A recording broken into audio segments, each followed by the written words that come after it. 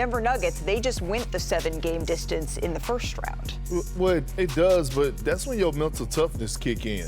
And then all of a sudden, like, we're getting to the point now of this series where I know this may sound crazy, but there's no more game planning that you could do. There's no more schemes that you could come up with. Every guy knows what every guy is going to do that you're defending. The Oklahoma City Thunder knows that Denver is going to come with the zone. They know that they need to empty out a corner and have this, like everything. Now it's about who wanted the most, right? And when it comes down to Jokic, that's what I'm talking about with fatigue. Think about what he's had to do the entire season, right? Carrying this team, right? Putting this team on his back, being the offense, being the system. Even last series, Big Zubac.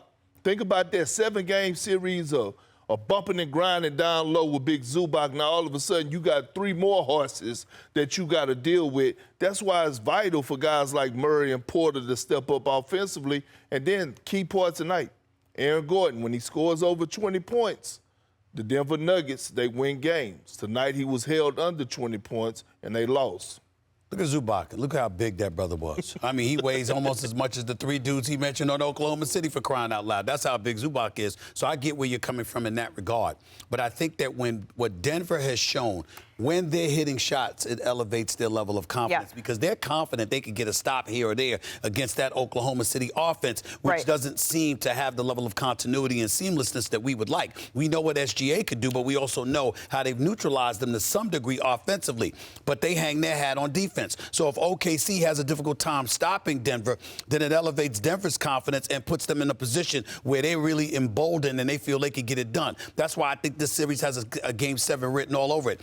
I don't think you'll see either team shooting this badly the rest of the series, which means if Denver gets their offense clicking, they're good to get another game. You know the same for OKC. The question is, who's going to get you 2?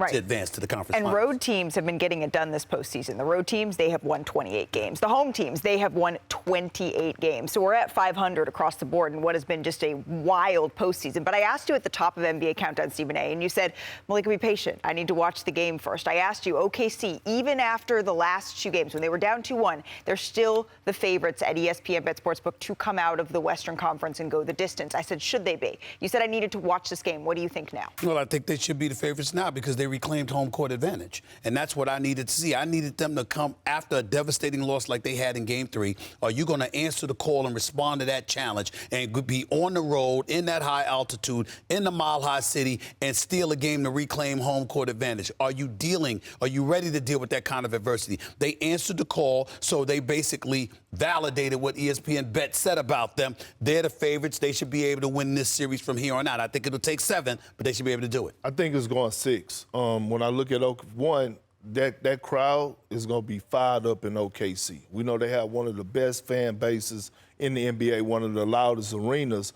But I'm just looking at OKC and they're finding themselves too many weapons. We're talking about their bench tonight, right? Like, we're going to be talking about SGA. Like, he still haven't had his viral moment. Like, he had a solid performance, but not to the level that we hold him at. And I just don't see Jokic coming out of this slump. I think fatigue is really kicking in, and them young Bulls is not going to stop. I ain't betting against Jokic. Game 5 is Tuesday. NBA